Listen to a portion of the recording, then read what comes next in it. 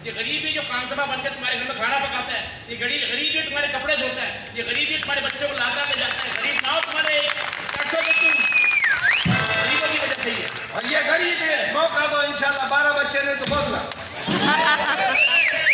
एक मिनट भाई बात।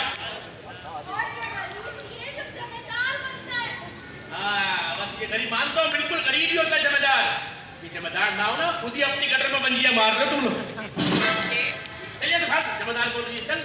हेलो बाबा, आस्तीन ने फाड़ के आगे पता नहीं क्या मच्छर के लिए फैसिलिटी पैदा की। क्या बोल रहे हैं?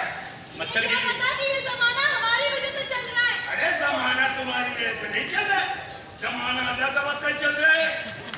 तुम कह रहा नहीं रहे माशाल्लाह ये साइडों में जगह बनाया हुआ, ये मच्छरों को फैसिलिटीज दे रहे। हो गया।